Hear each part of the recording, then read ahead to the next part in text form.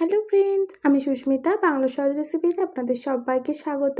আজ আমি আপনাদের সাথে কাঁচা আমের আচারের রেসিপি শেয়ার করব। রোদে দেওয়া ঝামেলা ছাড়াই এই আচারটি আপনারা বাড়িতে তৈরি করে 3 থেকে 4 মাস সংরক্ষণ করে রাখতে পারেন। চলুন দেখে নিই আজকের রেসিপিটি।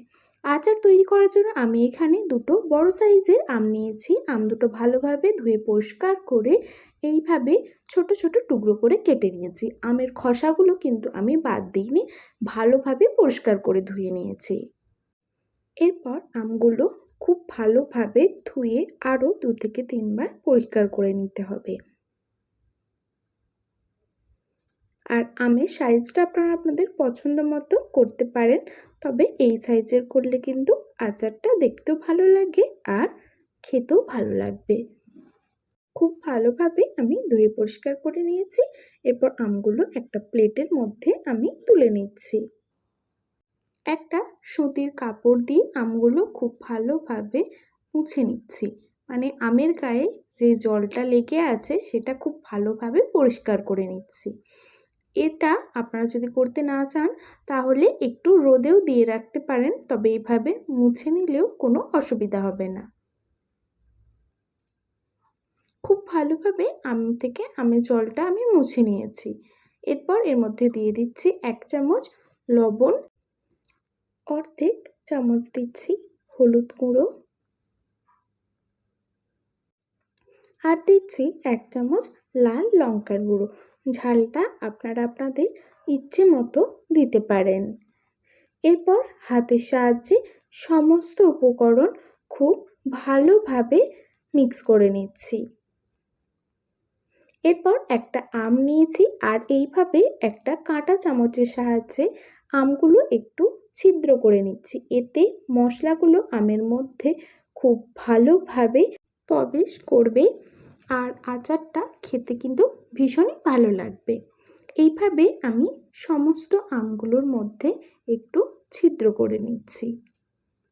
সমস্ত আমগুলো ভালোভাবে ছিদ্র করে নেওয়ার পর আরও একবার সমস্ত আমগুলো একটু ভালোভাবে মিক্স করে নিচ্ছি।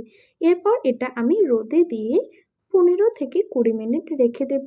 আপনারা চাইলে এভাবে মাখিয়ে 15 থেকে 20 মিনিট পাখার নিচেও রেখে দিতে পারেন, এতেও এর জলটা টেনে নেবে। আমি ফিরে আসলাম 20 মিনিট পর। দেখুন আমের থেকে আমের জলটা একদম শুকিয়ে গেছে। এরপর আমের আচারটা তৈরি করে নেব। প্রথমে একটা মশলা তৈরি করে নেব। সেই জন্য 4টে শুকনো লঙ্কা নিয়েছি। শুকনো লঙ্কাটা 2 থেকে 3 মিনিট ভালোভাবে ভেজে নিয়েছি।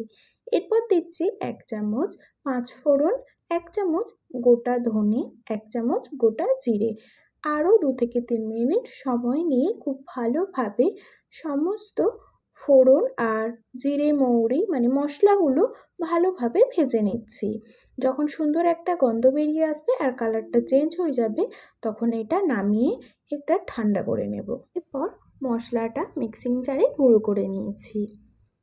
এরপর এর মধ্যে আমি দিয়ে দিচ্ছি 1 চামচ রসুন বাটা, আর আমি এখানে নিয়েছি একটা পাতি লেবু।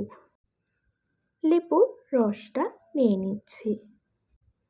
আপনাদের কাছে এখানে যদি লেবুর রসটা না থাকে তাহলে এখানে আপনারা ভিনিগারও ব্যবহার করতে পারেন।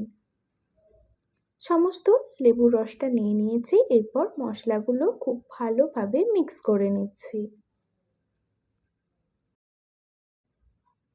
সমস্ত মশলাগুলো আমার ভালোভাবে মিক্স করে নেওয়া হয়ে গেছে। এরপর কড়াই দিয়ে দিচ্ছি 1 কাপ পরিমাণ সরষের তেল। আচার কিন্তু সরষের তেলে করলেই খুব ভালো হয়। দিচ্ছি 2টো শুকনো লঙ্কা, অল্প কিছু 5 ফোড়ন আর অর্ধেক চামচ গোটা জিরে। সমস্ত মশলাগুলো খুব ভালোভাবে ভেজে নিচ্ছি একটু গোল্ডেন করে। যখন ভালোভাবে ভাজা হয়ে আসবে তখন এর মধ্যে আমি দিয়ে দিচ্ছি শুকনো করে রাখা আমগুলো। এরপর 3 থেকে 4 মিনিট সময় নিয়ে আমটা খুব ভালোভাবে ভেজে নিচ্ছি। আমের কালারটা চেঞ্জ হওয়া পর্যন্ত একটু ভেজে নিতে হবে। আবার আমগুলো কিন্তু খুব বেশি ভাজা যাবে না, তাহলে একদম আমগুলো সেদ্ধ হয়ে গলে যাবে। সেই জন্য আমের কালারটা চেঞ্জ হয়ে গেছে। এরপর আমি এখানে দিয়ে দিচ্ছি পরিমাণ মতো চিনি। আপনারা আচারে যে যতটা মিষ্টি পছন্দ করবেন সেই অনুযায়ী দেবেন। আমি এটা টক ঝাল মিষ্টি আচার তৈরি করেছি, সেই জন্য আমি এখানে একটু চিনি ব্যবহার করেছি। চিনিটা গলে আসা পর্যন্ত একটু নাড়াচাড়া করে অপেক্ষা করব। চিনিটা দেখুন অনেকটাই একদম গলে গেছে।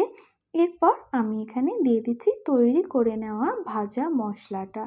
মশলাটা দিয়েও খুব ভালোভাবে 2 থেকে 3 মিনিট আমের সাথে মিক্স করে নিতে হবে। এই আমের আচারটা অবশ্যই একবার বাড়িতে ট্রাই করে দেখবেন। খেতে কিন্তু ভীষণই ভালো লাগে আর বানানো কিন্তু ভীষণই সহজ। তৈরি হয়ে গেল দারুণ একটা আমের আচারের টকঝাল রেসিপি। রোদে না দিয়েই এটা আপনারা সংরক্ষণ করে রাখতে পারেন। এরপর দিলাম 3টে কাঁচা লঙ্কা। কাঁচা লঙ্কাটাও খুব ভালোভাবে মিক্স করে নিচ্ছি। তৈরি হয়ে গেল কাঁচা আমের টকঝাল মিষ্টি। ভিডিওটা কেমন হয়েছে কমেন্ট করে জানাবেন আর এইভাবে অবশ্যই একবার বাড়িতে ট্রাই করবেন। আমার চ্যানেলে নতুন বন্ধু হয়ে থাকলে সাবস্ক্রাইব করতে ভুলবেন না। আজ আসি, সবাই ভালো থাকবেন। ধন্যবাদ।